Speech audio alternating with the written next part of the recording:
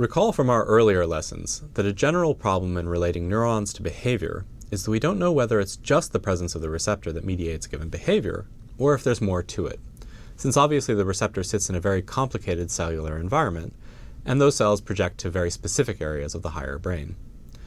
The case is no different for gustation, and so far we've only talked about the results of chemical binding experiments at the molecular level. To understand behavior, we also have to look at the cellular and systems level effects. In the case of gustation, many physiological and behavioral analyses of the various taste receptors were done in knockout mice, where either the genes encoding for the taste receptors were disrupted or deleted, leaving them non-functional, or where additional taste receptor genes were added transgenically, allowing for study of various combinations of taste receptors in cells that don't normally express a certain receptor. While the knockout experiments confirmed the chemical binding results for sweet, bitter, sour, and umami tastes, transgenic approaches revealed something quite interesting about the underlying neurobiology of gustation. Before we get into the underlying principle that we've learned about in gustation from these experiments, let's consider these following interspecies differences in taste perception. If you like diet soda, you probably have a taste for aspartame, commercially known and marketed as NutraSweet. Curiously, while humans can taste aspartame, mice can't. They don't carry the relevant receptor. Similarly, mice can taste many different amino acids, while humans primarily only respond to glutamate. And then we have cats, which appear insensitive to sweet tastes overall.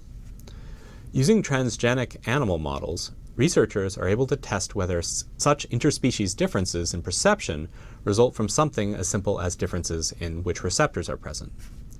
Transgenic methods allow researchers to introduce certain receptors into specific cell types by using various combinations of regulatory and coding DNA sequences.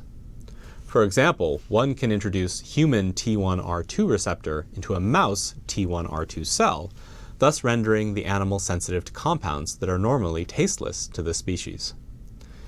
It is thus possible, for example, to introduce bitter taste receptors in a sweet taste receptor cell, or vice versa. By studying the resulting behavior, one can determine whether it's the receptor or the sensory cell that carries the neurobiological meaning. Consider the following. Humans can taste a bitter chemical called phenylglucopyranoside, or GP, using their T2R16 receptor, but mice can't.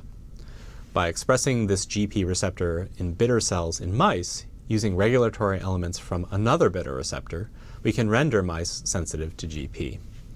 The result is clear. The mice don't like it, so the formerly unrecognized bitter chemical is now acting as an aversive stimulus.